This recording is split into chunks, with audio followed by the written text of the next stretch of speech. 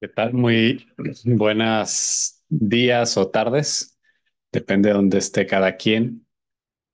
Acá Elías González saludándoles. Vamos a dar unos minutitos.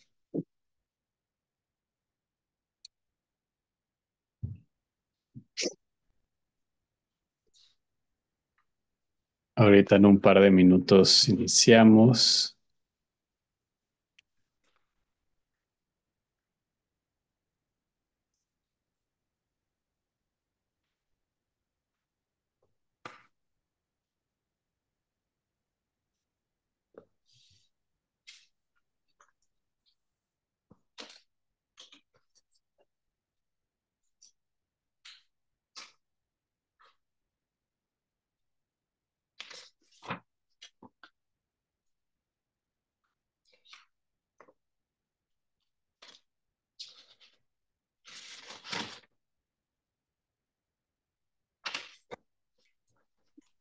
Muchas gracias, Pepe. Un saludo.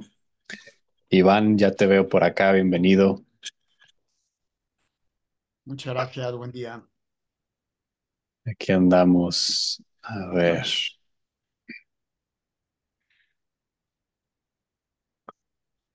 ya avisamos que se abre. Ya son las 12.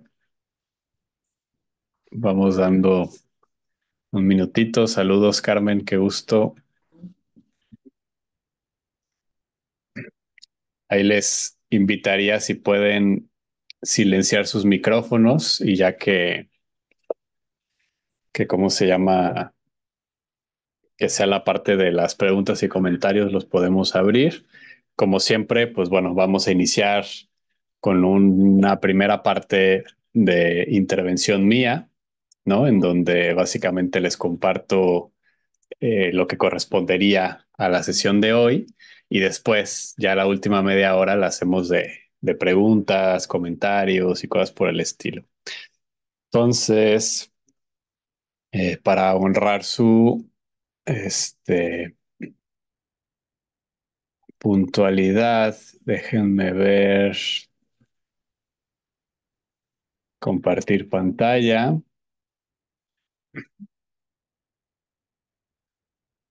y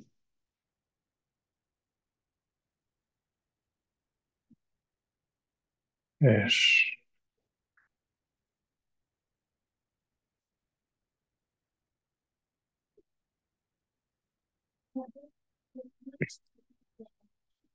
Ahí sí están viendo como modo presentación, ¿verdad? Solo si me...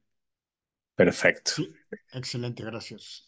Gracias a ustedes y bueno, bienvenidas también, Lourdes, Mariana, Celina, quienes se vayan conectando, se van ahí ya como nos vamos poniendo al corriente. Bien, pues de nuevo un gusto saludarles. Mi nombre es Elías González, coordino este espacio de vida mística dentro del espacio de Some Christians, como ustedes ya saben, y estamos en la primera sesión de este 2024. Aprovecho para desearles pues muy feliz año, aunque ya básicamente se terminó el primer mes, ya estamos en el segundo, pero no nos habíamos visto. Gracias por continuar con este espacio, sosteniéndolo, porque al final son ustedes quienes lo hacen posible. Al mismo tiempo, pues bueno, haciendo como un pequeño repaso de qué estamos haciendo, pues estamos leyendo el libro Religarnos, más allá del monopolio radical, del monopolio de la religión, que es un libro de mi autoría, publicado en la editorial Kairos, y estamos en la tercera parte. El libro está dividido en 5 partes. Ya vimos la primera, que es sobre la artificialeza.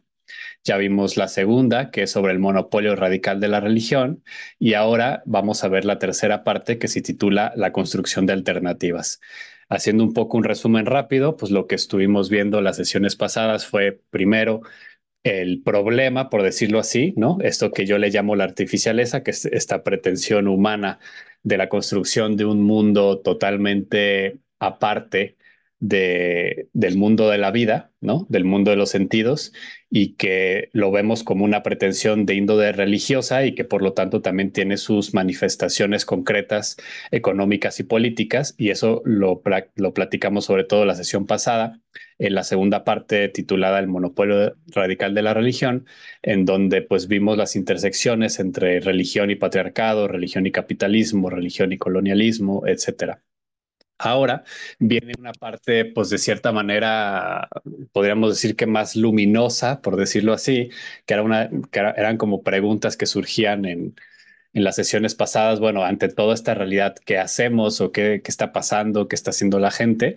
Pues bueno, vamos a ver un poco de eso. Claro que lo que aquí vamos a platicar, pues tiene sus limitaciones, pero pues es un poco de esperanza de lo que está surgiendo, ¿no? Para las siguientes dos sesiones también iría un poco por allí. La sesión cuarta, que es, perdón, más bien la cuarta parte del libro, es como una advertencia frente a falsas soluciones ante ciertos modos religiosos que supuestamente se salen de la religión, pero que lo vamos a intentar argumentar, en realidad no es así.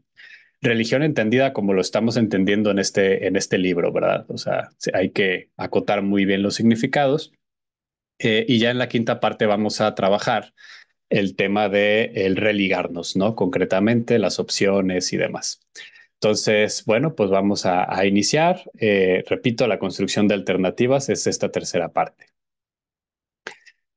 Bien, el capítulo 11, que es el primer capítulo de esta parte, se titula Más allá del monopolio radical, conversión y esperanza. Y es que esa es la gran pregunta, ¿no? Si ya vimos que el meollo del asunto es el monopolio radical de la vida en general, particularmente desde la religión y cómo la religión es la madre de todos los monopolios radicales, en tanto que es entendida como la hemos estado entendiendo, el mecanismo a través del cual vamos supeditando la vida poco a poco, alejándonos de la misma vida para la creación o la aspiración a una otra cosa, una otra vida, una otra cosa más allá. Se va traduciendo poco a poco también en estas instituciones modernas y en la economía actual, etcétera, ¿no? Entonces, la gran pregunta es, pues, ¿cómo nos salimos de los monopolios radicales, ¿no? ¿Cómo vamos más allá de ellos? ¿Qué podemos hacer? Esa es la gran pregunta. Y lo que yo aquí les voy a compartir no es ningún tipo de panacea, no es ningún tipo de receta, no es ningún tipo de verdad absoluta, ni tampoco es la fundación de una nueva escuela, ni nada por el estilo. Aquí lo que yo quisiera compartirles no es tanto el qué hay que hacer, sino un poquito de inspiración en cuanto al cómo, ¿no? Al cómo podemos hacerle, que es que hay un matiz importante entre el qué y el cómo. Para desmantelar los monopolios radicales y recuperar la vida, ¿no? Eso es como lo que estaríamos buscando hacer, ¿no? O sea, el cómo o el qué también es desmantelar los monopolios radicales y recuperar la propia vida. Ese es el asunto, ¿no? Si los monopolios radicales lo que hacen es secuestrar la vida en su cotidianidad y la posibilidad de vivir una vida real y concreta a partir del cuerpo, de la comunidad, de las propias experiencias espirituales y místicas comunitarias que crean sentido común y vamos compartiéndolo, pues la gran pregunta es, pues bueno, ¿cómo desmantelamos esos monopolios radicales y cómo recuperamos la propia vida?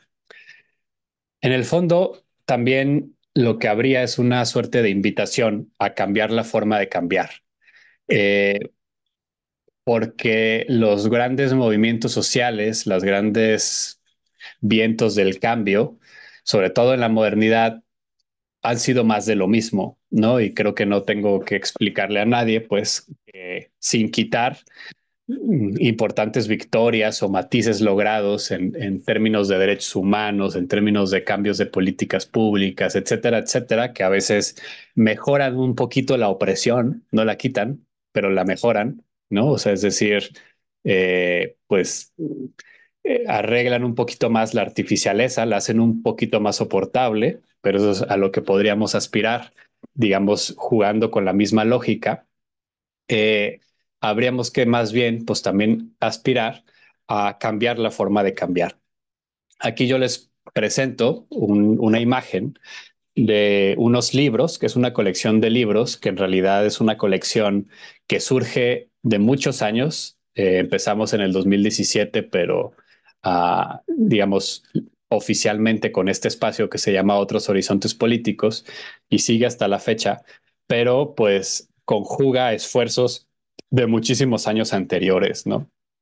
Y han sido todos estos años y cada vez que podemos se saca una publicación justamente ante la pregunta cómo ir más allá del patriarcado, más allá del Estado-nación, del capitalismo y de la democracia, ¿no? ¿Cómo podemos trascender estas realidades? Y repito, la imagen no es cómo teóricamente sería esto posible, sino más bien cómo lo está haciendo ya la gente, ¿no? Cómo las personas de carne y hueso están creando otros mundos posibles, no cómo nos organizamos o cómo soñamos que lo hagamos, cómo creamos la nueva gran teoría revolucionaria y la aplicamos después, sino y sobre todo lo que ya está haciendo la gente de a pie, de carne y hueso.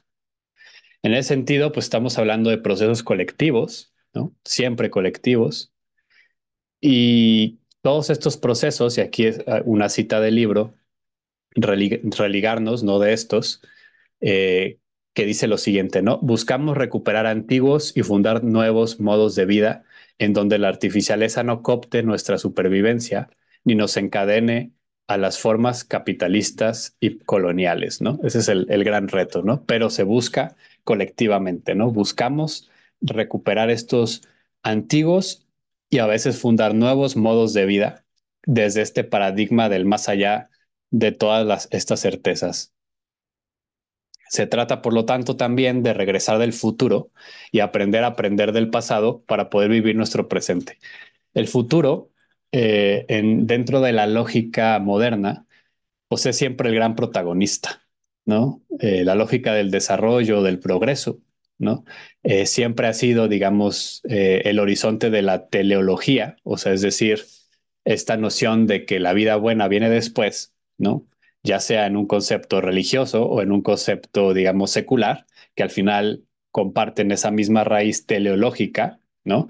Los marxismos, los hegelianismos, casi todas las revoluciones del siglo XIX, siglo XX, beben de, digamos, de esta noción de lo que hay que hacer, ¿no? Y cómo vamos a conquistar esa sociedad nueva, cómo la vamos a instaurar una vez que tomemos el poder, una vez que reformemos las instituciones, una vez que cambiemos esto o aquello, ¿no? Pero hay siempre como esta noción del futuro, ¿no? Y ese futuro que siempre es un devorador de sueños, ¿no? Distrae absolutamente casi siempre del presente e incluso ha funcionado y operado en la práctica como, como un dios al cual se le sacrifica el presente, ¿no? Y es esa noción de sacrificar todo hoy por la lucha digamos, la conquista del mañana, ¿no? La conquista del mañana y se crean estas también religiones políticas en donde se muere por la causa, ¿no? Se muere por la causa, siempre en ese sentido de la utopía, ¿no? De la utopía que está por venir y que hay que construirla y que vale la pena sacrificar todo el ahora por lo que vendrá. Esto es lo que tendríamos que imaginar, abordarlo de manera distinta. Entonces, casi siempre esta lógica del futuro tiene que ver, o sea, que es la lógica del desarrollo, del progreso, con expectativas del arriba, ¿no? Con expectativas de qué va a ser el poder, de qué va a ser, porque ese es el asunto, ¿no? El futuro lo que pretende o esta distopía es cómo vamos a llegar a tener las herramientas, el poder, la incidencia para poder cambiar el mundo, ¿no? Y entonces tenemos que hacer la revolución y cuando hacemos la revolución tomaremos el poder y cuando tomamos el poder entonces vamos a poder cambiar las políticas y entonces todo un programa que además pues opera básicamente desde esta lógica de la expectativa que ya lo veíamos desde la primera sesión, que es la lógica opuesta a la esperanza, ¿no?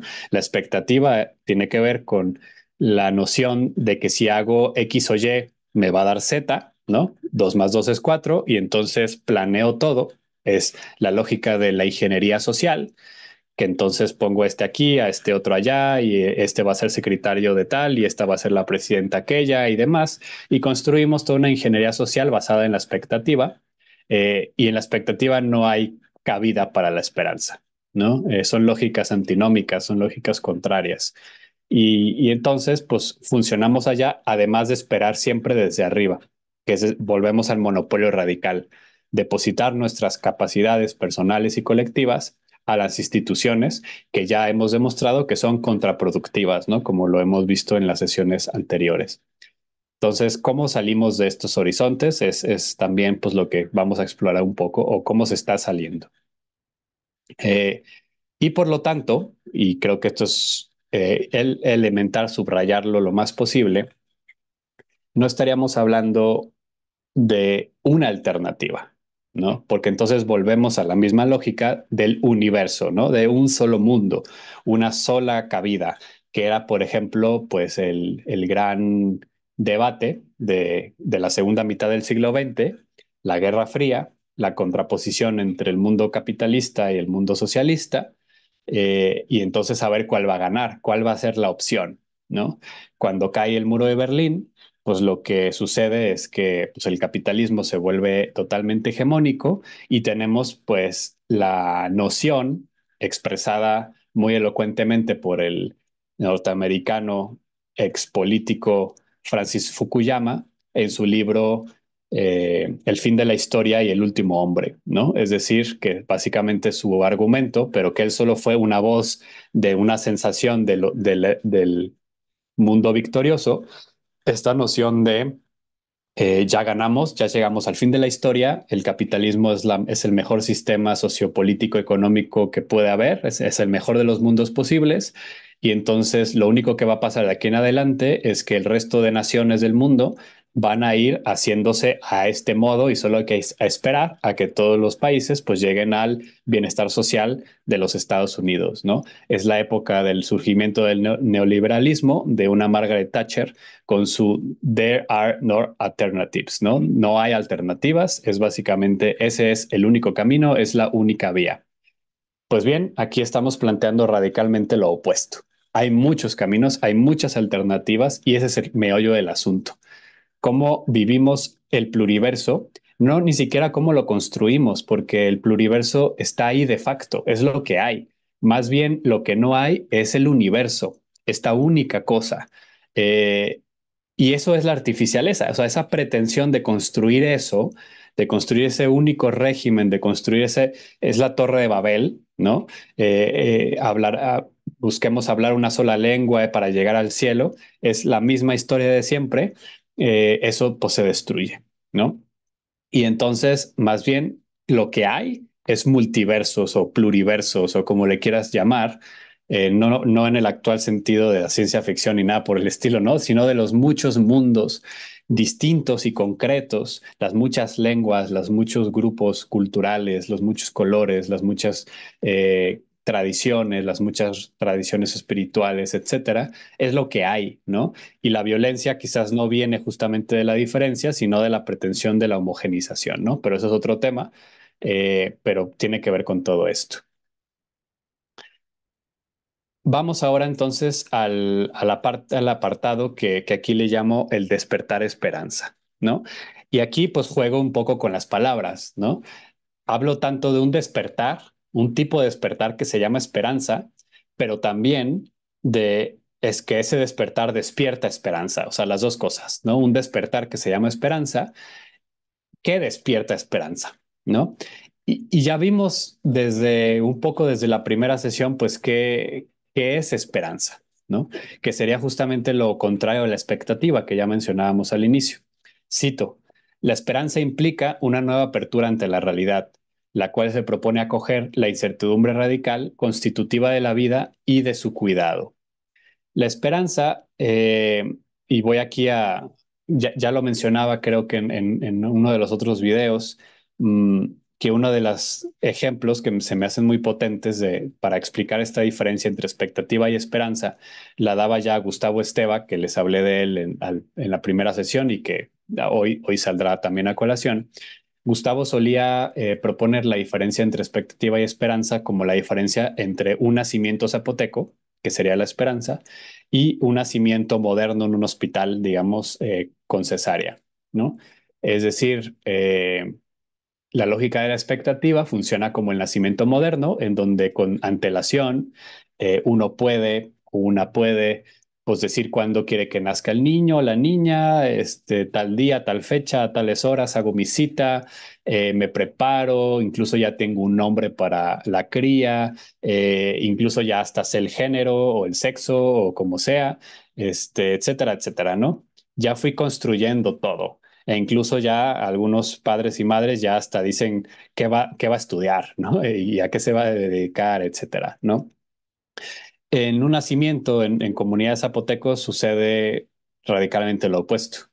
La mujer embarazada, nadie le dice nada, no se le dice ni felicidades, ni habla al respecto porque está esperando. No sabe que está esperando, algo va a pasar, pero no se sabe qué. Y si finalmente nace, no tiene todavía un nombre, sino que cuando nace, se le da un nombre y a los pocos días o a la semana, si el niño o la niña no responde a ese nombre, si no hay como una sensación de que le gusta el nombre, se le cambia el nombre hasta que dan con el nombre adecuado.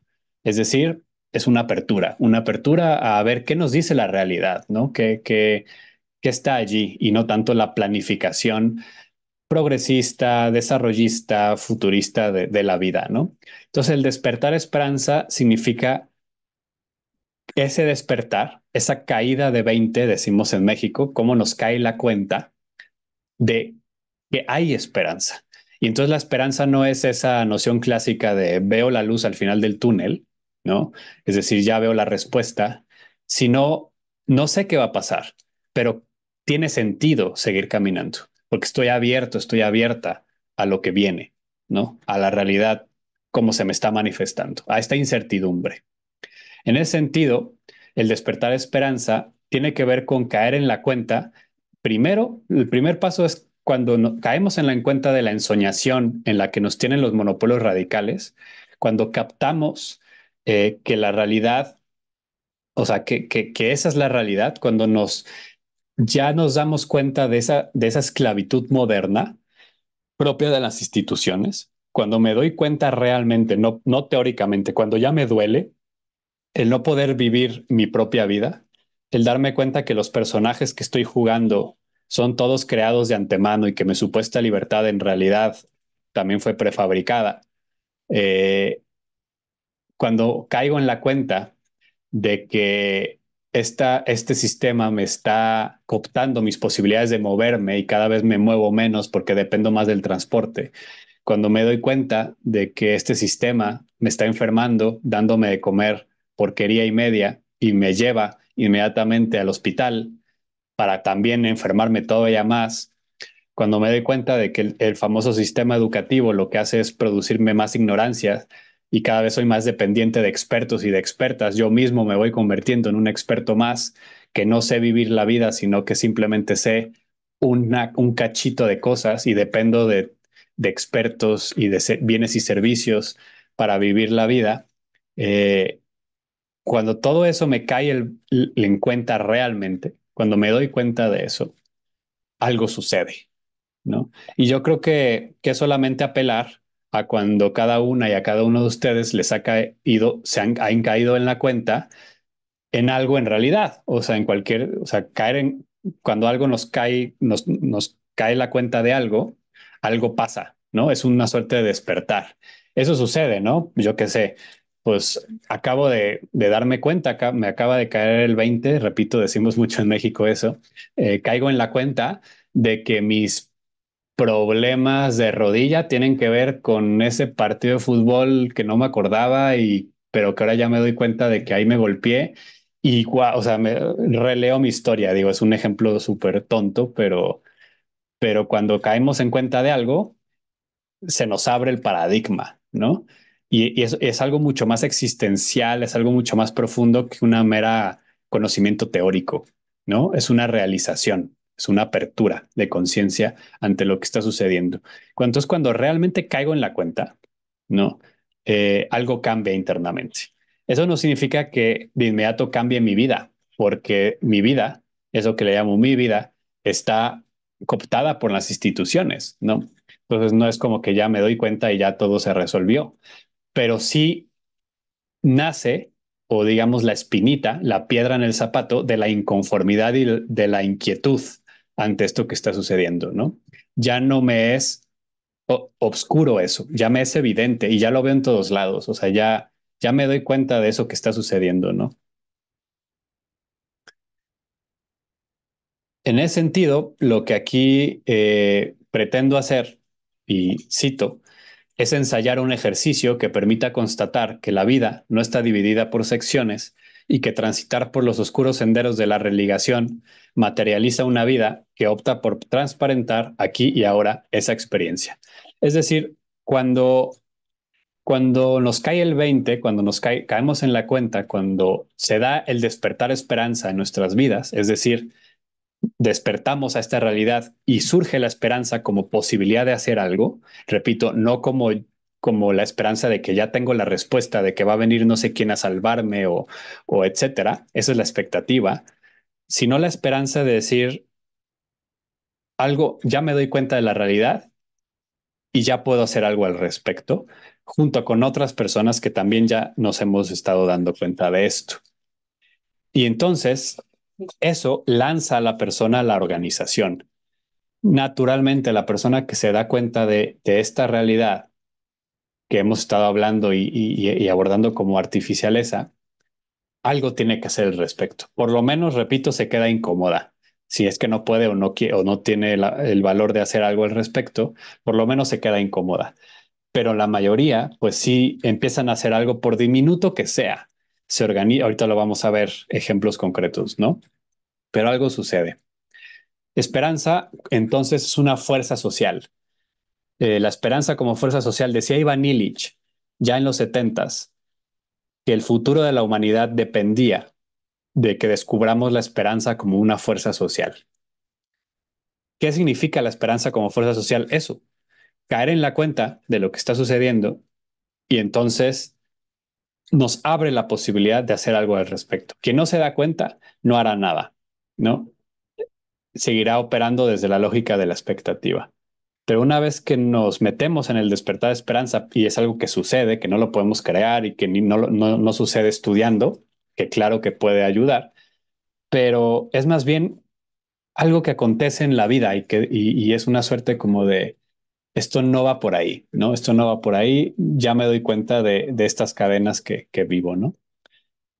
Entonces, va surgiendo, ¿no? Que el liberarse del monopolio radical es romper la necesidad y dependencia a las instituciones contraproductivas. Ese es el meollo del asunto. Mientras no apostemos por irnos liberando y de romper la necesidad, la vida entendida como necesidad, es lo que en sesiones pasadas veíamos como el principio de escasez. O sea, mientras sigamos entendiéndonos como seres necesitados, como carentes, como faltos de algo que nos tiene que dar la institución, llámese educación, llámese transporte, llámese religión, ¿no?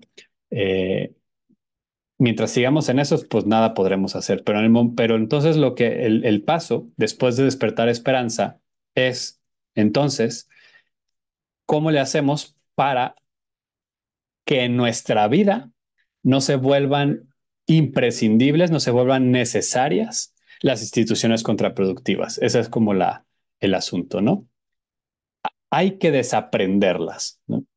A las instituciones contraproductivas hay que desaprenderlas, hay que ver de qué manera nos quitamos ese chip, ese entrenamiento, ¿no? De obediencia a la vida desde la lógica de las instituciones. Y eso es resistencia, o sea, no es magia ni nada, o sea, es despertar a esa esperanza e ir creando esas alternativas. por eso aquí pongo como esta imagen, ¿no? Que me dio un poco de gracia, así como el despertar esperanza sucede cuando caen todas las certezas y seguridades de la artificialeza, cuando nos damos cuenta de su ilusión, captamos el sinsentido del principio de escasez y se derrumba el mito desencarnado en el que vivimos. Voy a ponerles ejemplos, a lo mejor aquí veo que hay amigas, amigos más o menos de mis generaciones, incluso hasta estudiantes. Eh, o sea, nuestra generación difícilmente podrá apostar a suertes como jubilaciones y pensiones y cosas por el estilo, por lo menos en México.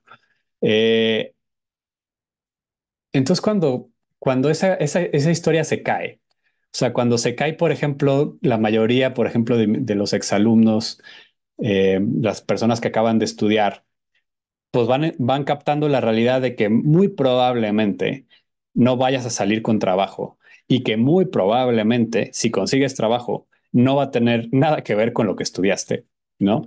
Eh, Eso es una realidad, eso está sucediendo en las generaciones actuales, ¿no? O sea, cuando todas estas certezas se caen, ¿no? Cuando ya no, digamos, ya no está nuestra fe en ella, sino que nos damos cuenta de su ilusión. O sea, nos damos, pongo otro ejemplo, ¿no? Pandemia COVID, independientemente de la postura de cada quien. Cayeron las certezas ante nuestros sistemas de salud, ¿no? A lo mejor en Europa tenían un poco más de expectativa y de confianza. Acá pues no teníamos tanta, ¿no? Pero la poca pues se desvanece, ¿no? Se desvanece ante su total, digamos, mentira y falsedad, porque ese es el asunto, ¿no? Las instituciones contraproductivas, ese es el problema, que son contraproductivas, o sea, que no, que producen lo contrario a lo que prometen. Si realmente hicieran, ¿no? Y no digo, claro que lo hacen a ciertas personas, pero ese es el meollo del asunto, ¿no? Porque luego entramos a dilemas éticos como el dinero gastado en investigaciones para trasplantes de corazón que se utiliza muy poco en raros casos, podría fácilmente eliminar enfermedades como diarreas y disenterías en África, pero pues sabemos dónde está el dinero y quiénes tienen acceso a trasplantes de corazón y quién no, y entramos entonces a dilemas éticos, ¿no? Dilemas éticos tremendos que son producto de la sociedad artificial que hemos creado, ¿no? Ese dilema no existiría en sociedades premodernas, ¿no? Entonces, cuando se derrumban esas certezas de las grandes seguridades que nos prometían, que además es eso, son promesas, ¿no? Cuando llegues a tener tu título, cuando te llegues a jubilar, ¿no? Otra vez la futurología operando una y otra vez. Y vemos que en realidad la vida siempre ha sido incierta. La incertidumbre radical siempre ha sido la condición fundamental de la existencia. Eh, pero nuestro afán egoico siempre está en crear certezas y seguridades, ¿no? Y son certezas y seguridades, pues que no digo que tengamos que eliminarlas todas, necesitamos algunas, pero creemos que son eternas, creemos, ¿no? Ahí entra mucho, digamos, filosofía budista, ¿no? O sea, ignoramos su condición, pues, de creadas por nosotros y por lo tanto totalmente falibles y corruptibles. Y lo vemos de nuevo en todo el siglo pasado y en este, ¿no? Entonces, cuando caemos en la cuenta de esto, cuando nos liberamos de estas nociones, se abre la posibilidad de hacer algo distinto. Nos caemos en la cuenta de esa mentira y nos movemos. Y se da, por lo tanto, lo que Illich le llama, y yo aquí recupero este concepto también, la conversión radical. ¿Qué es la conversión radical? Pues el despertar esperanza provoca una conversión radical que interpela a concretizar otra vida, vivir la propia vida, vivir de otra manera, pero de manera propia. No ya la vida, digamos, fabricada por instituciones, sino que voy buscando personal y colectivamente cómo vivir mi vida, ¿no? Y esto no significa, ya lo veíamos, ¿no? No hay un único camino, esto abre la posibilidad al pluriverso real, ¿no? Ya no es todo el mundo es ciudadano de una nación, ya no es todo el mundo es asalariado, ya no es, no, es la posibilidad de vivir la vida en el contexto y la realidad en la que tengo, ¿no? Y no en otra. Ese es el asunto. O sea, no hay otra. Cualquier otra es propia especulación de, de lo que viene y lo que quiero que venga y demás, sino la que tengo realmente ante mí, con la que estoy interactuando. La conversión radical surge pues justamente cuando se da un liberarse de los procesos de individualización modernos y de la vida desproporcional junto con las instituciones modernas, ¿no? Cuando, lo digo en otras palabras, cuando me doy cuenta de que la piedra angular del problema es que he sido formateado como un individuo, ¿no? Con todo lo que ya vimos en las primeras sesiones que eso significa, pues lo que me nace querer ser es a desindividualizarme. Perder esa condición de individuo es, desde mi punto de vista, eh, no solamente la, mm, la postura política que podríamos estar proponiendo, sino también el camino espiritual para nuestra época sería así como desidentificarnos del ego, así también hacer un proceso espiritual explícito para dejar de una vez por todas de ser individuos. Y esto implica dedicarte a eso porque toda nuestra vida nos han formateado como tales. No sabemos ser otra cosa más que individuos. Repito, quienes somos urbanitas y demás, ¿no? Entonces hay que hacer una desinstitucionalización de los valores. Si los valores se han institucionalizado, o sea, es decir, lo que es bueno, bello y verdadero es lo que dictan los expertos y las instituciones, pues hay que desinstitucionalizarlos.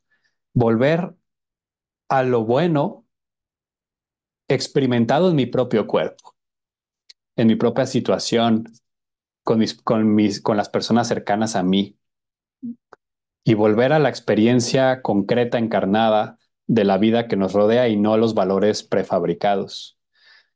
Se trata de demoler la maquinaria que hace posible la contraproductividad. Ese es el gran asunto, el medio del asunto. Y por lo tanto, de sacudirnos el mito de la artificialeza. Es la única manera de sacudirse ese mito, volver a la vida concreta.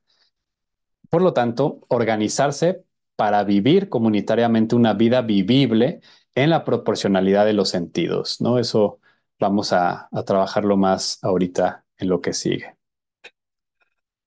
Entonces, el despertar esperanza y la conversión radical hacen frente al principio de escasez, que ya veíamos que el principio de escasez tiene dos pilares.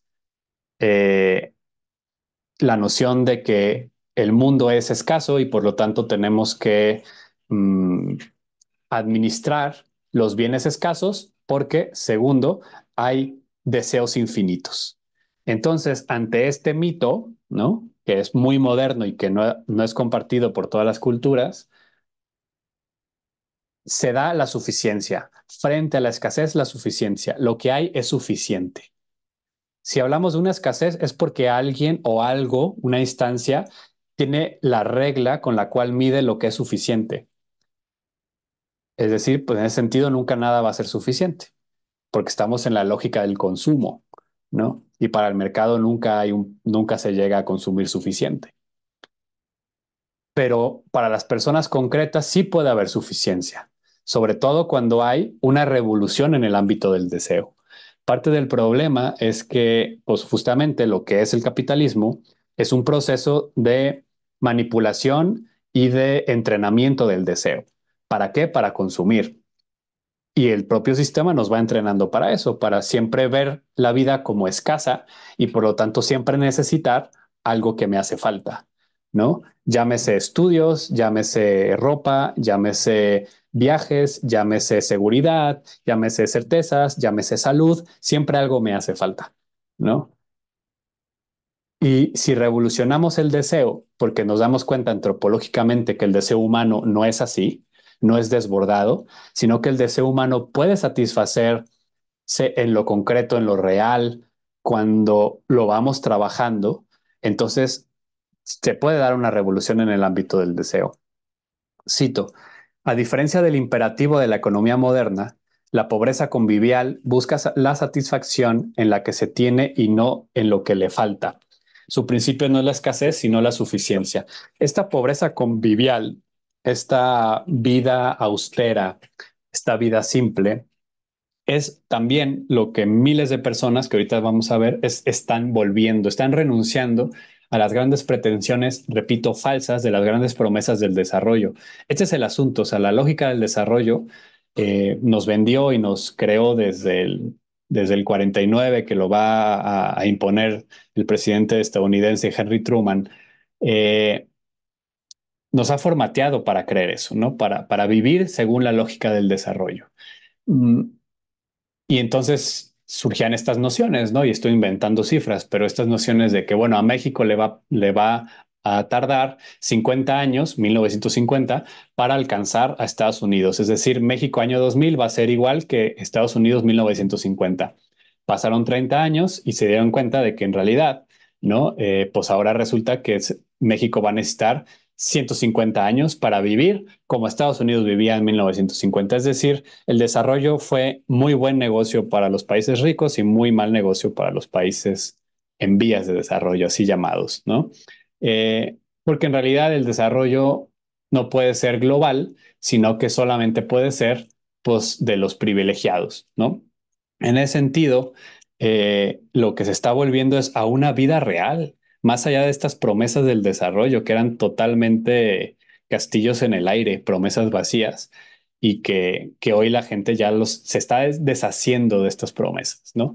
Que todavía vienen con gobiernos, con organizaciones de derechos humanos, con empresas, con universidades, están diciendo ya, basta de sus cuentos de mejora, yo estamos aquí viviendo nuestra vida buena, nuestro buen vivir, el summa causa de los quechos aymaras, el Cushlan Culejal de Chiapas, de los tzotziles y celtales, etcétera, ¿no? El buen vivir, que son muchos buenos vivires diferentes, porque cada uno surge de una condición distinta. Y aquí es donde entramos al siguiente capítulo, titulado Insurrección en curso y verbalización de la vida, ¿no? Aquí un poquito recupero a Gustavo Esteva, que él solía decir, la recuperación de los verbos parece denominador común de las iniciativas que se están tomando desde la base social. Ya veíamos en las primeras sesiones que lo que hace un monopolio radical es sustantivar la vida. Entonces, cuando hablo de un sustantivo, por ejemplo, salud, yo le estoy delegando a la institución, sistema de salud, mi capacidad personal y colectiva para sanarme, ¿no? Es decir, es responsabilidad del sistema de salud hacerse cargo de la salud porque es un derecho, ¿no? Que lo tiene que proveer el Estado, que lo tiene que proveer las instituciones, ¿no? Aquí de lo que se trata es de verbalizar la vida. Pasar del sustantivo al verbo significa recuperar la agencia personal y colectiva cedida a la institución contraproductiva. Y en ese sentido, lo que está sucediendo, y es lo que también les decía desde un inicio, aquí no estamos creando una nueva teoría ni tampoco diciendo lo que hay que hacer en el sentido de una nueva macroteoría revolucionaria, es lo que la gente ya está haciendo, es simplemente voltear a ver a las personas de carne y hueso, a los movimientos sociales o a las sociedades en movimiento, como dice Raúl Sibeki más acá en América Latina, la gente organizada que está cambiando la forma de existir, ver qué se está haciendo. Y bueno, ¿qué se está haciendo? Por ejemplo, voy a poner aquí algunos verbos, ¿no? De la escuela pasamos al aprender o de la escolarización al aprender. Libros como este, por ejemplo, ¿no? Más allá de la escuela, historias de aprendizaje libre, que les recomiendo un montón el libro, son muchas experiencias de familias enteras que están totalmente ya libres del sistema de escolarización, que se han liberado de ese mito, ¿no? Eh, y que entonces aprenden libremente.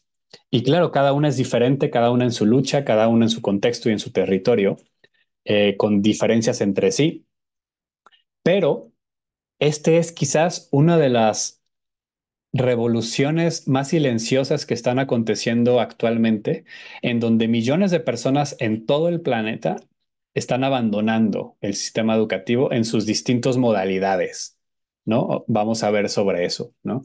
Están diciéndole no a los procesos de escolarización y están regresando a veces por convicción o en ocasiones por mera necesidad o por imposibilidad del Estado de darles este derecho están tomando en sus manos algo que siempre ha sido nuestro, que es aprender, ¿no? El aprendizaje es lo que hace el ser humano desde el segundo uno hasta el día de su muerte. Nunca deja de aprender un solo instante. Entonces no se necesita ir a ningún lado para aprender. Entonces es más bien cómo aprendemos lo que queremos aprender de manera gozosa, convivial, que además nos sirva. Esa es una de las grandes cosas que la gente está haciendo actualmente. De la salud pasamos al sanar. De nuevo, millones de personas en este planeta están liberándose cada vez más de la total dependencia, que ya no es meramente psicológica, también es psicológica, pero es hasta física, a, a la medicina moderna, ¿no? Y esto no es, ¿cómo decirlo? Desechando todos los conocimientos y todas las aportaciones de la medicina moderna. No, es en contra de su monopolio radical. Ese es el problema, ¿no? Eh, Cuando la medicina se convierte en un monopolio radical, destruye todos los otros saberes que también llevan al sanar, porque considera que solamente ella sana. Si desmantelamos la medicina como monopolio, entonces la ubicamos como una opción más entre otras que tiene sus aportes para ciertas cuestiones, pero flaquea en otros. Y que en el diálogo de vivires, en el diálogo de saberes, de estos distintos modos de sanar, se van enriqueciendo entre ellos. No estoy apelando a entonces ya hay que desechar los medicamentos modernos al 100%, no. El problema es nuestra dependencia, ¿no? Ese es el asunto. Y entonces ahí iríamos también en otra cosa que está haciendo la gente, recuperando los propios saberes vernáculos y tradicionales de sanar. Y esto de muchas maneras, de muchas formas, en todo el mundo está sucediendo. Cambiar el alimento por el comer. Esto es fundamental. Y aquí es algo que a mí siempre, estas dos fotos se me hacen muy elocuentes. La de la izquierda, pues creo que está muy obvia, ¿no? Una hamburguesa de McDonald's. Frente a la de derecha, que es una foto de un jesuita mexicano, Enrique Carrasco, que, que es la foto de cuando se recoge la milpa y entonces se hace una ceremonia. Si se dan cuenta, aquí me gusta mucho esta distinción que hace, por ejemplo, Gustavo Esteva entre alimento y comida. Alimento es la lógica de la expectativa. El alimento es un producto industrial, como la foto de la izquierda, creado por expertos industriales para que máquinas industriales, como es el caso, digamos, nuestro, el caso de los trabajadores asalariados, vivan, ¿no? Y sigan produciendo frente a la lógica de la comida, que es la lógica de la esperanza, en donde todas las personas en la comunidad participan de una u otra manera. Entonces, no es lo mismo estas dos cosas, ¿no? No es lo mismo una hamburguesa de McDonald's a estos elotes de las comunidades celtales. Estamos hablando de lógicas radicalmente distintas, ¿no? Y miles de personas están haciendo algo en torno a eso, de muchos sentidos. Hay grupos, personas que están regresando al campo, que son personas de comunidades originarias, que son campesinos y están recuperando sus saberes. Y la mayoría de la comida producida hoy en día en el planeta es producida por mujeres campesinas. Y aún así, existen los grandes empresas monopólicas como Monsanto y cosas por el estilo que patentan semillas, ¿no? Y crean lógicas de producción y de consumo que destruyen pueblos y culturas enteras, ¿no? Y entonces lo que está sucediendo es eso, personas regresando a la tierra, grupos de agricultura urbana, que es un movimiento fuertísimo en todo el mundo también, y que entonces se intercala con el trueque entre lo que cada quien va produciendo, o alianzas entre productores rurales y consumidores urbanos, por ejemplo, ¿no? Alianzas concretas en donde ya no vas a comprarle a Walmart o a estos grandes asuntos, sino que sabes de dónde viene tu comida, ¿no? Sabes quién es el productor de lo que te estás comiendo. Y eso lo está haciendo miles de personas, con las incoherencias, con los claroscuros, pero está sucediendo, ¿no? Habitar. Igual, ahorita estamos, yo creo que en todo el mundo, ¿no? En una crisis de vivienda tremenda. Justo estamos próximos a lanzar un proyecto sobre conflictos urbanos y que tiene mucho que ver con eso, con la crisis de vivienda. Y como hoy, por ejemplo, aquí en la universidad, o sea, una de las grandes preocupaciones de los jóvenes es que yo ya no puedo pagar una renta, o sea, ni siquiera juntándome con tres o cuatro personas puedo hacerlo. Y aún así hay personas que están, eh, movimientos de Ocupa que están recuperando espacios abandonados, gente que tiene cinco o seis casas y ahí las tiene, los grandes problemas de Airbnb y todas estas nuevas aplicaciones, todo lo que producen y hay gente que las está recuperando, que las está tomando, gente que está volviendo a aprender modos distintos de habitar, jóvenes que se juntan a rentar porque no pueden solos, pero crean entramados comunitarios nuevos, se cuidan, etcétera. Hay, hay cosas nuevas que están sucediendo, ¿no? Y al mismo tiempo se están recuperando los saberes antes desprestigiados, antes marginados, exiliados y excluidos por los saberes hegemónicos, están volviendo a surgir, ¿no? Están surgiendo entre las grietas y son saberes que, que son nuestros. Ese es el asunto, ¿no? Son saberes que podemos aplicar. No son saberes de expertos, de expertas allá que tuvieron que hacer tres doctorados para aprender. Son saberes en todos los ámbitos anteriores, de sanar, de habitar, de comer.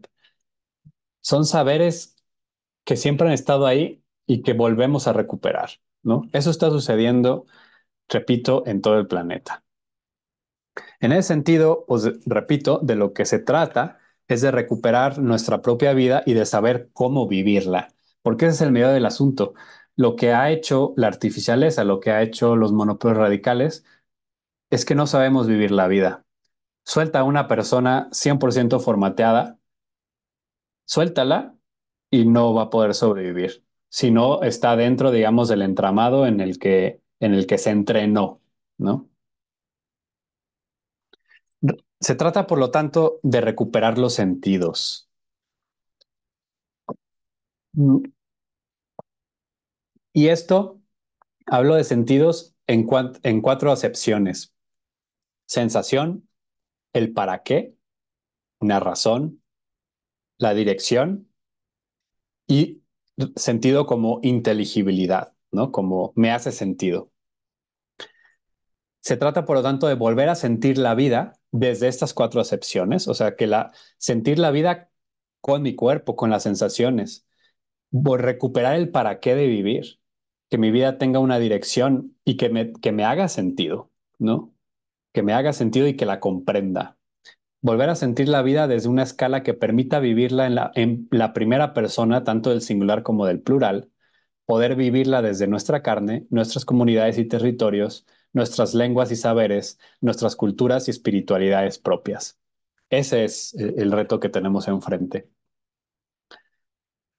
Y aquí, por ejemplo, pues se presenta esta curiosa y hasta lúdica distinción entre los tomates reaccionarios y los tomates revolucionarios, que era una distinción que se usaba mucho en la Universidad de la Tierra, en Oaxaca, donde yo trabajé. Eh, los tomates reaccionarios son estos tomates que uno puede sembrar en su casa y que pues ahí queda, ¿no? Como moda, lo que sea, y aún así es fabuloso, ¿eh? Pero pues no representa realmente un cambio de paradigma. Frente a que los tomates revolucionarios son los tomates que uno siembra, pero que el día de mañana intercambia con el vecino que sembró lechugas, que el día de mañana invita a hacer tequio, o sea, es decir, a hacer trabajo comunitario a los vecinos para ver cómo entre todos aprendemos a hacer nuevas cosas. Es decir, estas sencilleces que ya nada tienen que ver con me voy a hacer presidente para cambiar la ley, sino voy a cambiar las relaciones sociales concretas, las que sí están en mi cuerpo, las que no tienen que ver con una agenda futura y desencarnada de instituciones abstractas como Estado, etcétera, sino las cosas que realmente vivo y que vivimos en colectivo son las que van a empezar y que están cambiando ya la realidad. Llegamos así al capítulo número 13, titulado Autonomía y Comunalidad, que lo recorro más rápido porque simplemente es todo lo que ya hemos estado viendo. El despertar esperanza y la conversión radical son comunitarias, se dan en comunidad, en tanto que ambas implican una desindividualización. Es lo que yo ahí le llamo una ontología pluralista relacional, que no me quiero ahorita profundizar en eso, son términos más bien filosóficos, pero o sea, el ser no es individual, el ser es pluralista y es relación, somos relaciones. Entonces, se trata de recuperar nuestro verdadero ser, nuestra condición nosótrica. Siempre hemos sido un nosotros. Toda la vida hemos sido un nosotros. De hecho, es lo que decimos. Puedes vivir toda la vida pensando que eres un individuo, actuar como si fueras un individuo, morir pensando que fuiste un individuo, pero nunca en realidad lo fuiste, porque nunca serás individuo. Lo que siempre has sido es un nosotros al sentido biológico celular, ¿no?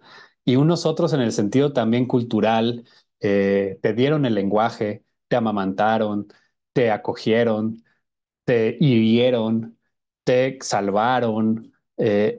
Siempre has sido el resultado de un nosotros, siempre has sido un entramado de relaciones, nunca has sido un individuo. Eh, en ese sentido, es simplemente vivir desde lo que realmente somos, que nos caer en la cuenta de eso, ¿no? Y eso se hace únicamente cuando nos alejamos de los sistemas productivos, es decir, de las instituciones, y las instituciones contraproductivas lo que hacen es individualizarnos cuando vamos desmantelando o vamos sacudiéndonos la necesidad de estas instituciones, vamos recuperando modos de vida concretos diferentes y vamos regresando a ser lo que somos, nudos de redes de relaciones. Y aquí yo distingo, puede haber más, pero pues a mí yo hablo de tres tipos de personas que están volviendo a lo común. Primero tenemos a quienes tienen acceso a un cercano pasado comunal. Aquí hay miles, millones de personas por ejemplo, en el sur del mundo se da sobre todo esto, en América Latina, África y Asia. Personas que vienen de un pasado muy reciente, sus padres, sus abuelos, ellos mismos nacieron en una comunidad indígena, son campesinos y por azares del destino se fueron a estudiar a la ciudad, cosas por el estilo. Pero cuando se da el despertar esperanza, cuando se dan cuenta de que en realidad son promesas vacías, regresan a sus modos tradicionales de vida y vuelven a ser comunidad. Y además de manera novedosa y se dan cosas interesantes, porque no digo que todo lo que encontraron en la ciudad es pésimo y es del diablo, no va por ahí, ¿no? ¿Cuántas jóvenes de indígenas, por ejemplo, regresan a sus comunidades después de haber experimentado y dialogado con los feminismos en las ciudades y regresan y logran cambiar y hacer frentes a machismos tradicionales que hay en sus comunidades? Es decir, se están dando esta síntesis, ¿no? Pero se va volviendo a lo comunitario. Hay otros tipos de personas, ¿no? Eh, y con tipos de personas me estoy refiriendo a cuál es su pasado, cuál es su tradición, ¿no? Ninguna es mejor que otra, simplemente tendrán que vivir caminos distintos. Eh, las personas que han sido formateadas desde hace muchas generaciones como individuos, y que no tienen cerca ningún pasado comunal, ningún pasado autónomo, ningún pasado tradicional, no pueden regresar a ningún lado, no hay a dónde regresar. Eres la décima, 18ª generación que vive en ciudad, no tienes un territorio, o más bien te han desterritorializado porque te desplazaron desde hace muchas generaciones, tuviste que huir, eres un migrante. Por cualquier motivo, no tienes un territorio y una cultura, una lengua profunda a la cual regresar a esa sabiduría. Estas personas, que son individuos, que han sido formateados como individuos, están reinventándose comunitariamente a través de los lazos de la amistad y el cariño. La amistad y el cariño están siendo las nuevas categorías políticas por excelencia porque están redescubriendo nuevas formas de hacer comunidad que ya no tienen que ver con los lazos tradicionales porque a lo mejor ni hablamos la misma lengua, no somos del mismo territorio, no tenemos el mismo color de piel. Y aún así, la amistad y el cariño reales, no la amistad adolescente, digamos, que no digo que no sea profunda, ¿no? Pero decir, hay amistades superficiales, pero la amistad profunda que se cultiva con el tiempo y el cariño crean nuevos lazos comunitarios y millones de personas están sosteniendo la vida a través de lazos de amistad.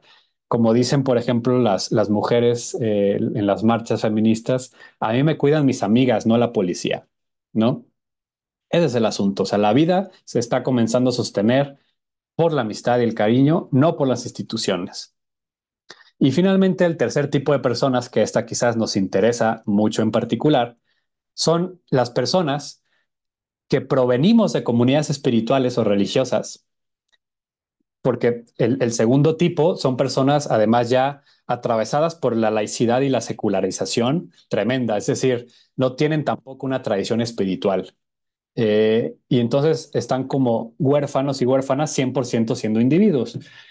Quienes todavía tenemos, digamos, como esta parte religiosa espiritual, que no digo que sea ni mejor ni peor, simplemente es una característica diferente, tenemos cierto sabor a tradición, cierto sabor a vivir en comunidad, porque nos sentimos en algún momento parte de la iglesia, porque nos sentimos en algún momento parte de una sangha, porque sentimos en algún momento parte de una tárika sufi, porque nos sentimos en algún momento parte de X o Y, ¿no? Y entonces, quienes estamos allí, estamos releyendo y reinventando las tradiciones espirituales desde el marco de lo comunitario, rompiendo las jerarquías, creando nuevas maneras de vivirlo, ¿no? Y eso se está dando en todos los espacios, en la Iglesia Católica, en los grupos budistas, etcétera. Se están creando nuevas maneras de vivir las tradiciones en este momento en el que ya caemos en la cuenta que las grandes instituciones religiosas también son más de lo mismo, ¿no? Entonces, hay este tipo, tres tipos de personas. Dos manos y dos pies, y creo que con esto termino.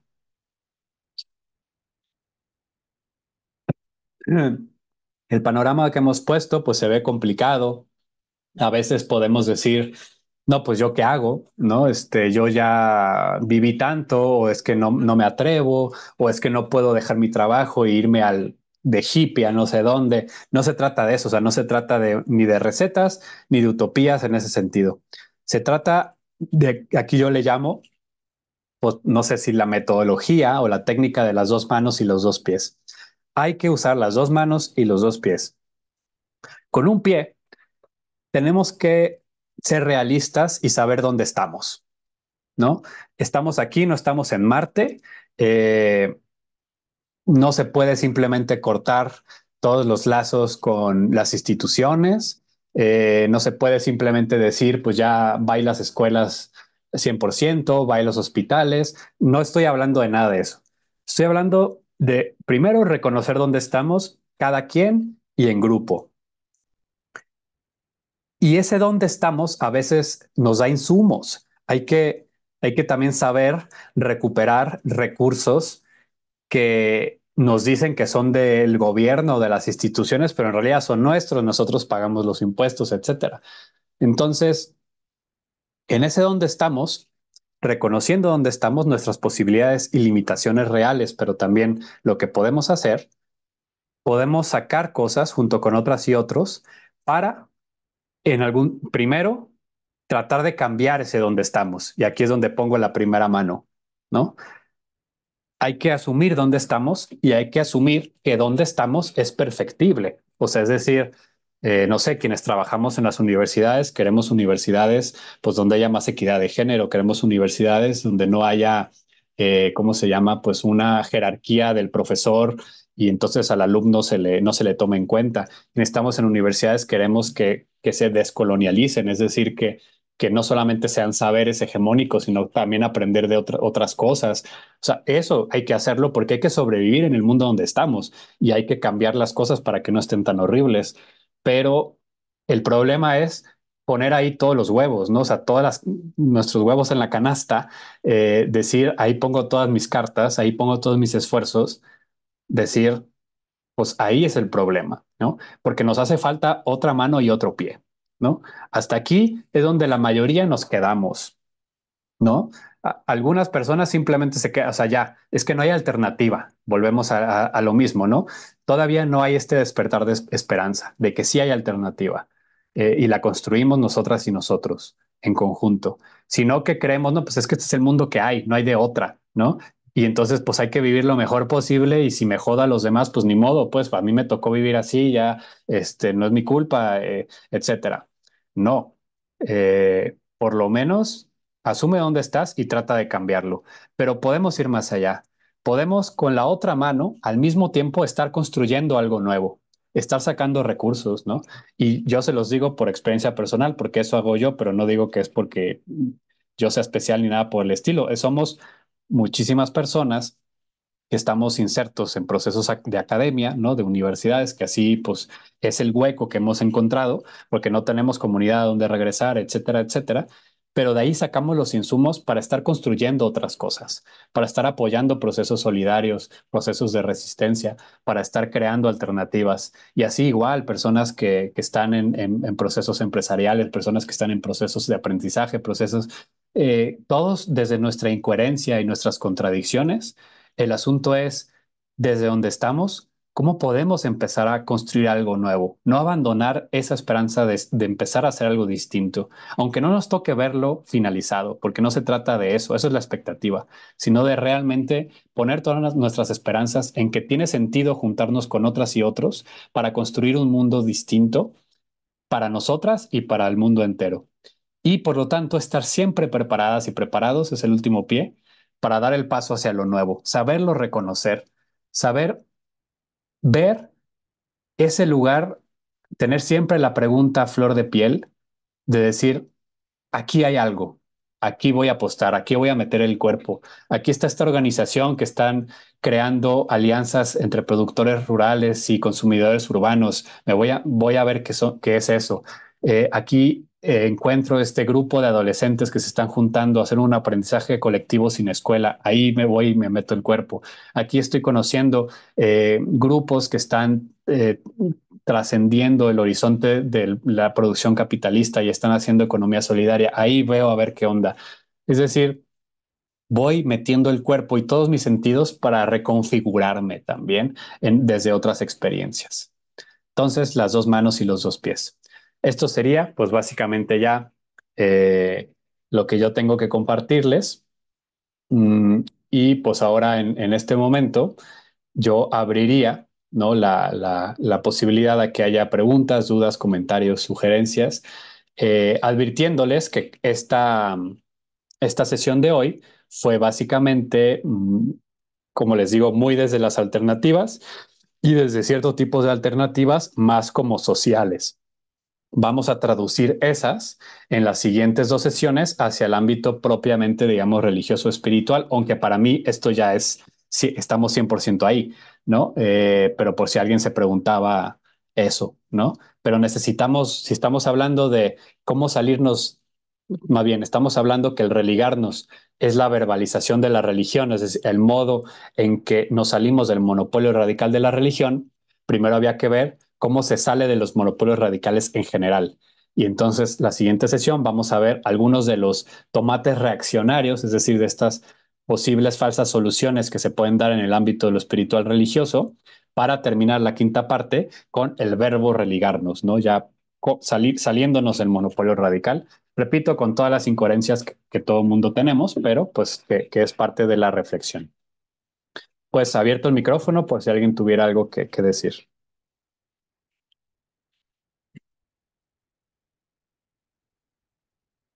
Sí, Pepe, adelante. Hola, buenas tardes. Pues gracias por la charla, muy clara. Pues yo más bien quería compartir algo que ahorita estuve reflexionando durante tu plática, durante tu exposición. Y bueno, en primera, compartir aquí en voz alta algo que ahí ponía en el chat, esto de las instituciones, yo le ponía como un camino es provocar o seguir el camino en el cual se vayan volviendo estas instituciones cada vez más prescindibles en nuestra vida cotidiana, ¿no? Es decir, no podemos romper de un día para otro con todas las interacciones que tenemos a través de instituciones, pero sí podemos ir siguiendo un camino hacia otro lugar, ¿no? Y pues me venía acordando de un par de cosas. Una es una cita precisamente de una entrevista que le hicieron a Gustavo Esteban en tiempos no tan, en tiempos recientes, porque habla incluso ahí en esa entrevista de ya del gobierno actual y esto. Pero aquí habla en un pedacito, dice, hay una frase de Václav Havel que se aplica muy bien a nosotros, que dice, la esperanza no es la convicción de que algo saldrá bien, sino la certeza de que algo tiene sentido, independientemente de cómo resulte. Para los pueblos tiene sentido hacer cosas. Esperan que sucedan cosas, esperan que salga la cosecha, esperan que el maíz crezca, pero no saben qué es lo que va a pasar. El futuro no lo compran. En una expectativa, sumas A más B y te da C. Yo voy, estudio, me dan mi diploma y voy a tener un buen empleo. La vida está programada en esa dirección. Por eso la gente vive tan frustrada. Empeña 20 años de su vida en construir una cosa que ya no se da y tienes a filósofos manejando taxis. Estudiaron con una expectativa, esperando un resultado que no se da. Que vamos muy en el sentido de lo que nos compartías, ¿no? Y la otra Totalmente. es una frase que va muy ligada a esto, que es un pensamiento de Paulo Freire, que también por aquí lo pesqué hace poco. Habla también dice, es preciso tener esperanza, pero tener esperanza del verbo esperanzar, porque hay gente que tiene esperanza del verbo esperar, y la esperanza del verbo esperar no es esperanza, es espera. Esperanzar es levantarse, esperanzar es perseguir algo, esperanzar es construir, esperanzar es no desistir, esperanzar es avanzar, es juntarse con otros para hacer las cosas de otro modo. Es preciso reinventar el mundo, buscar su belleza, belleza que pasa por nuestra capacidad de imaginar, de crear, de actuar, de transgredir y de comprometerse. Entonces, ambas frases me vinieron ahorita a la mente porque van muy en el sentido de lo que nos expones y de lo que expones en tu libro, ¿no?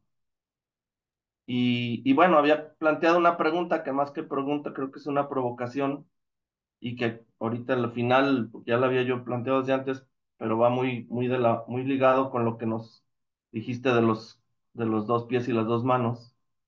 Este, ¿cómo, preguntaba yo, me hacía la pregunta, en este proceso de conversión radical, cómo trascender el escepticismo radical en el cual muchas veces estamos metidos y mucha gente en nuestras pláticas diarias y convivencias como un escepticismo de no, pues ya todo está podrido, no hay nada por hacer, mejor nos reducimos a nuestros tomates reaccionarios, ¿no? A nuestro pequeño coto y tratar de salvarnos así en petit comité, ¿no?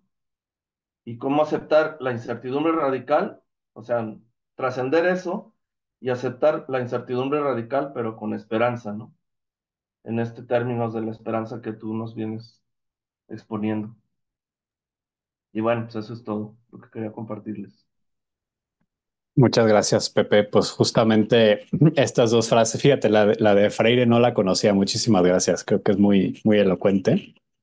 Eh, lo de Gustavo, pues totalmente, o sea, todo lo que les compartí, por eso les ponía ahí, o sea, eh, el libro está además dedicado a Gustavo, ¿no? Entonces, claro que viene de ahí todo eso. Y sobre lo que mencionas, pues yo creo que es eso, ¿no? O sea, es que hay algo curioso con la esperanza, ¿no? Es como, o sea, no se construye. Entonces no es tanto cómo le hacemos, sino es cómo dejamos que aparezca, ¿no? Y yo creo que aparece cuando ponemos el cuerpo junto con otras personas a hacer cosas, ¿no? O sea, cuando comienza cuando comienzan las personas a hacer cosas concretas, ¿no? Se junta con algunas, aquí que está Ana, ¿no? A aprender todo lo del baño seco, se junta con otras para meterse en una cooperativa X o Y, va despertando esperanza, ¿no? En ese sentido, o sea, algo va cambiando adentro. De pronto tiene sentido juntarme con mis compas a, a hacer miel, ¿no? no estoy haciendo que Israel deje de bombardear, o sea, no tengo ni siquiera ese poder. No significa que no vaya también a ponerme ahí enfrente y decir, o sea, en la embajada, lo que sea, adelante, ¿no? Pero, pero del hacer miel con los compas nace esperanza, ¿no? No de esperanza de con esta miel voy a tumbar al dictador, sino tiene sentido hacer esta miel con mis compas, ¿no? Es lo que se refiere, por ejemplo, lo usaba mucho Jean Robert, ¿no? Que también aparece mucho. Es esta exis, ¿no? Es decir, vivir en el propio cuerpo aquí y ahora, eso, ¿no? Decía Jean, porque Jean era una persona que tomó una decisión vital de no poseer un carro, ¿no? Un automóvil. Y también muy raramente se subía a uno. Y él decía, yo sé que esa decisión mía es tan relevante, digamos, en un sentido antisistémico como alguien que decide no fumar. O sea, es decir, si una persona decide no fumar, eso no va a aliviar el cambio climático, ¿no? Y tampoco opera la lógica de que sí es verdad, ¿no? O sea, si todo el mundo decide no fumar, pues a lo mejor sí se reduce, ¿no? Pero, o si todo el mundo decide no usar carros, pues sí, ¿no? Pero él era como, no tanto así como yo hago mi granito de arena, esperando que los otros hagan su granito de arena. Eso es una lógica autárquica, digamos, muy individual, ¿no?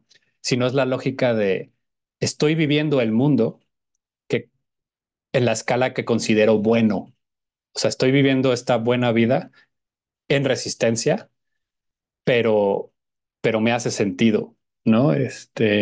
Y eso además se contagia, ¿no? Eso conmueve y otras personas, pues, en sus propios espacios y posibilidades lo van haciendo. Y es que ese es el asunto, o sea, la artificialeza se ha ido complejizando. No es lo mismo estar en 1960 en Cuernavaca y decidir no usar carro, ¿no?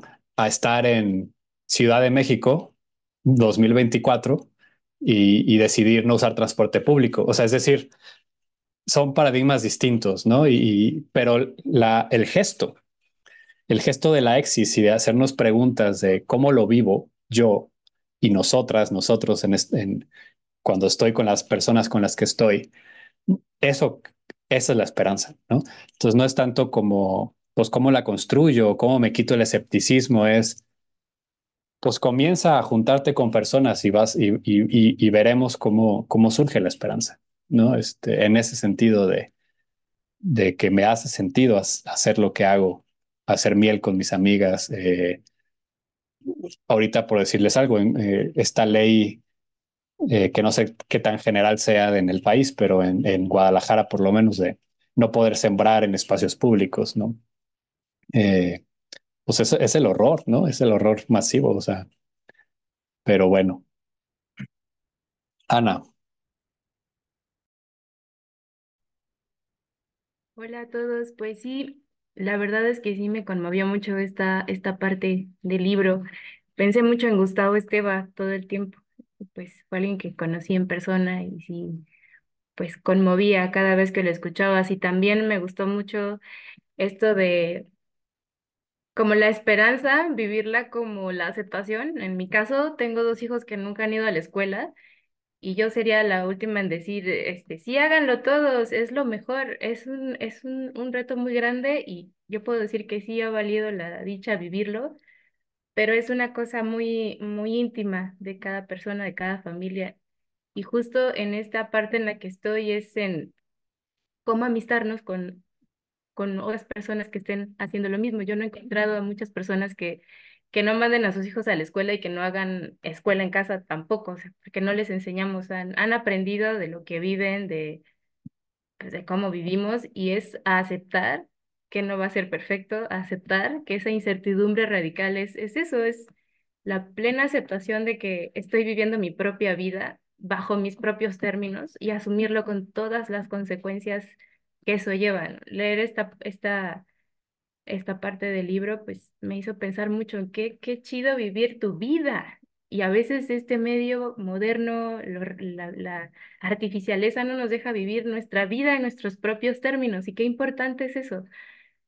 No es fácil también, implica muchos retos, implica mucha, pues, indagación, mucha revisión, porque la vida tendría que ser de una sola pieza, ¿no? Y eso es lo difícil también cuando tienes hijos.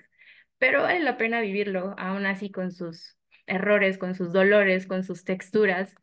Esta parte del libro me anima mucho y estas cuatro frases que Gustavo siempre nos repetía: aprender, sanar, comer y habitar. Tan simple y tan complejo.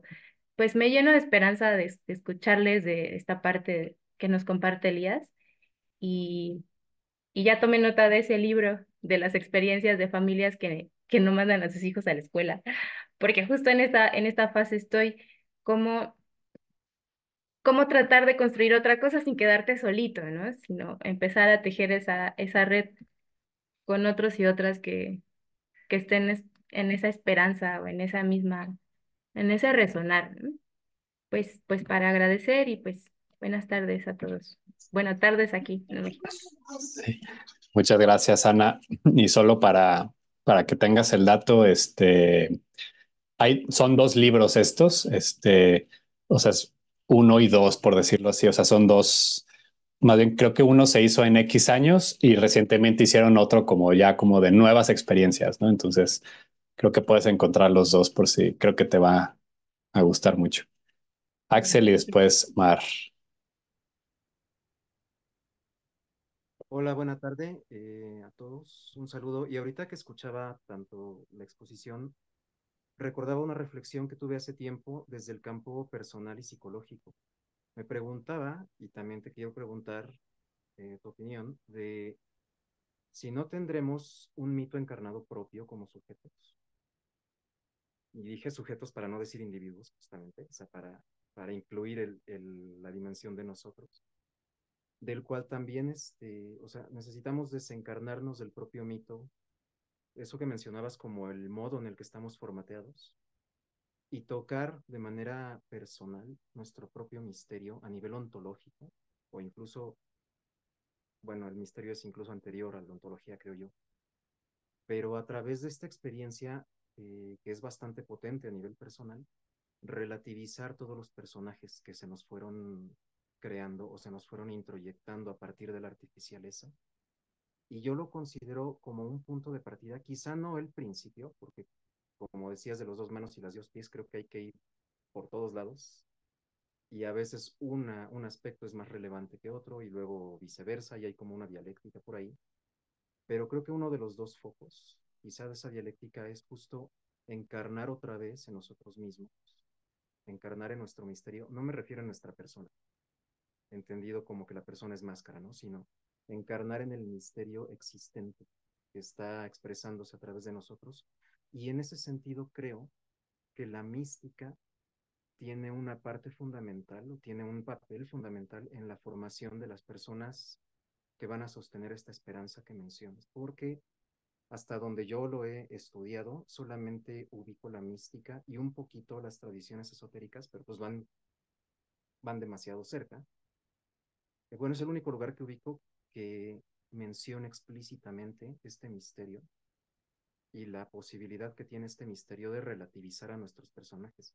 Porque si no los relativizamos, interiormente nos come nuestro propio personaje y luego aunque queramos ir a un tequio, aunque queramos ir a una tarica o aunque queramos unirnos a una cooperativa, traemos dentro ya la semilla y traemos las dinámicas y las formas de pensar y sentir de un individuo en contra de su mundo, ¿no? Un individuo en conflicto con su mundo. Entonces creo que a partir de lo personal se rompe desde la mística. No conozco otra tradición ni, o sea, pedagógica que nos rompa esta cadena del personaje artificial.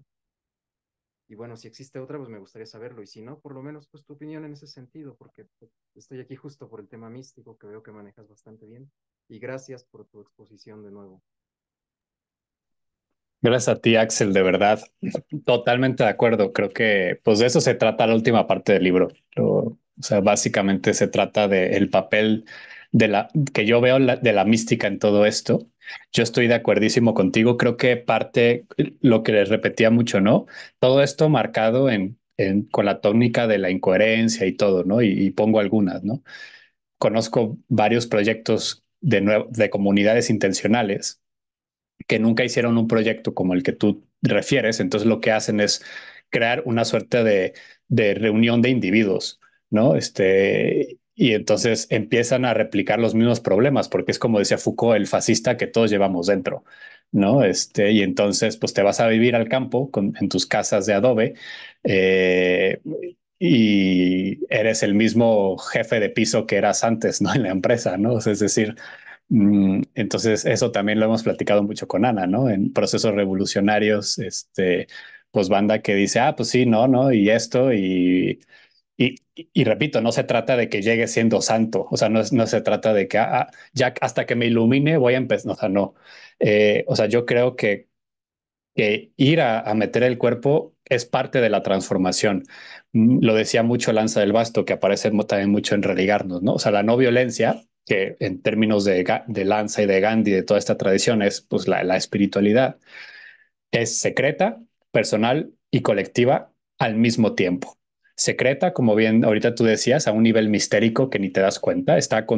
En términos cristianos diríamos, Dios está trabajando en tu corazón y tú ni cuenta te das.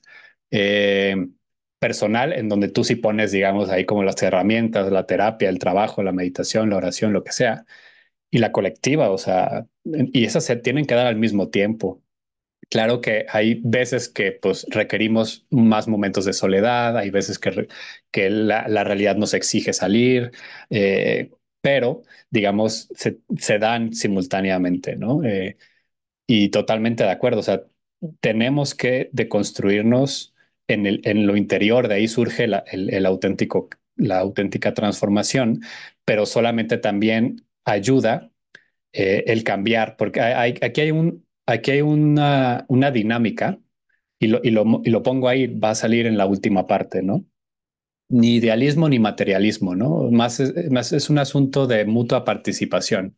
O sea, es decir, es verdad que nuestra conciencia, por decirlo así, cambia nuestra realidad material, pero nuestra realidad material determina nuestra conciencia. Entonces, conforme vayamos cambiando nuestros modos de vida, también se va transformando nuestro interior y viceversa, ¿no? O sea, una persona, digamos, llévala a un espacio comunal un poquito y va a empezar a transformarse interiormente, ¿no? Entonces, cambiando las realidades materiales también, o sea, entonces son las dos cosas al mismo tiempo para mí, ¿no? Pero sí se tiene que dar una transformación en ese nivel. De hecho, lo pongo, creo que justo es en estos capítulos, ¿no? Donde cito a Lanza del Basto que dice, en la historia ha habido dos tipos de personas que proponen cambios sociales. Los reformadores de moral, o como los revolucionarios, ¿no? Y dice, unos creen, o sea, los revolucionarios, que toda la maldad está en las injusticias como del sistema. Y entonces quieren cambiar el sistema sin cambiar el corazón humano. Y entonces lo único que tienen es que pues derrocan al dictador, se suben ellos y traen la misma maldad. Y están los reformadores de moral, que consideran que toda la maldad humana es porque somos pecadores, ¿no? Por decirlo así, ¿no? Y se la pasan simplemente pues andando juzgando queriendo ser buenas personas, ¿no? Y pone ejemplos bien interesantes. Dice, pues es que eso es como barrer un salón con las ventanas cerradas, ¿no? O sea, levantas el polvo y se vuelve a caer. O la otra es, por ejemplo, como confundir el viento como el origen de la marea. El viento mueve la superficie del mar, pero no es la causa de la marea, ¿no? Entonces, sí, hay que transformar todo, ¿no? Y en lo práctico, totalmente de acuerdo. O sea, tenemos que buscar modos concretos de vida, pero en paralelo ir trabajando la interioridad. Y eso, pues, en cada tradición, ¿no? Llámese la meditación, llámese la psicoterapia aplicada desde estos criterios, porque también la psicoterapia muy moderna, pues, te sobreindividualiza, este, etcétera, ¿no? O sea, pero para mí es a la par.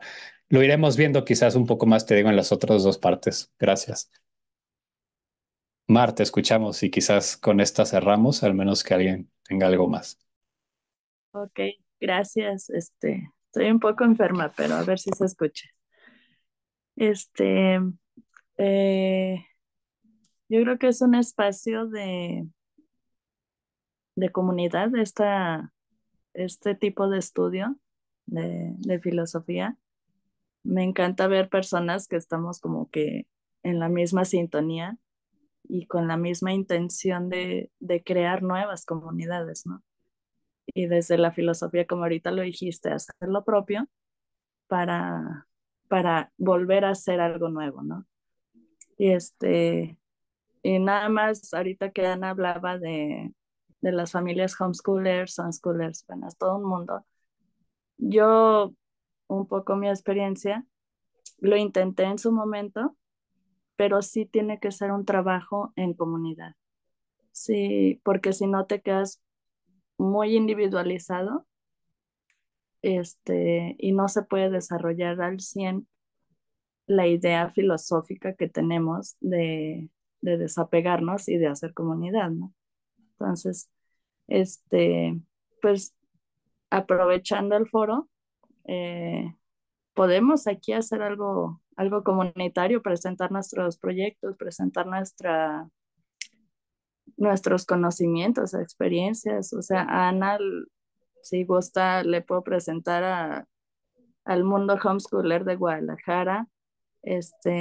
Yo por parte tenemos un grupo de mamás artistas que estamos luchando con recursos del gobierno para crear arte y maternar junto con eso. Meter niños a los teatros, meter niños a los museos, cambiar esas políticas que sea algo familiar. Entonces es presentar eso, y aprovechar este espacio para hacer una comunidad, ¿no? Qué bonito, Mar. Pues mira, por acá ya te respondió Ana en el chat del correo y suena muy bello, suena muy potente. A ver si lo que se me ocurre es poder terminar el libro y tener como una suerte de sesión extra, ¿no? Sí, Donde podamos libremente, pues nos conectamos y micrófono abierto, ¿no? Que queremos compartir en torno a eso, ¿no? Si les late, pues digo, pues es nuestra decisión, ¿no? sí, sí, claro. Qué Ahí sí chido. somos individuos, decidiendo. Eso. Sí. Pero muchas gracias. Es enriquecedor encontrar un nivel de conciencia, social, que estén trabajando tanto en literatura como en estudio, en investigación, y que esto quede plasmado, porque es, como dices, ha habido mucha historia de intentos, pero si no se plasma, si no se estudia, va quedando al aire y se van repitiendo los mismos errores. Entonces, tener ya esto plasmado es oro. Muchas gracias. Gracias a ti. Y gracias a todas y a todos, pues hemos llegado a la hora. Pues les agradecemos profundamente. Nos veríamos en abril, es la penúltima sesión. Vamos a abordar la parte de, ¿cómo se llama? De la cuarta parte que ahorita no me acuerdo cómo se titula, pero es de las religiones alternativas. Es decir, pues también vamos a ver cómo, pues en todo este ámbito hay muy buenos esfuerzos interesantes que le llamamos, por ejemplo, ahorita que estábamos en el tema de la educación y las infancias, pues hay educaciones alternativas que no son alternativas a la educación y que sin duda son cosas buenísimas, pero que podemos, digamos, darle un giro más a la tuerca y ser un poquito más profundos. Lo vamos a ver con la espiritualidad, como pues ahorita hay una efervescencia gigante de espiritualidad sin religión y etcétera, etcétera. Y vamos a decir, a ver si es cierto que pues si realmente sí estamos cambiando de paradigma o pues estamos simplemente pues emancipándonos de uno para caer en otro, ¿no? Nos vemos entonces en abril. Creo que voy a tener un conflicto con la fecha propuesta, que creo que es el 4. Voy a ver si puede ser la siguiente semana, pero bueno, les aviso. Pero ahí nos vemos. Les estamos avisando en el grupo. Bendiciones, buen camino.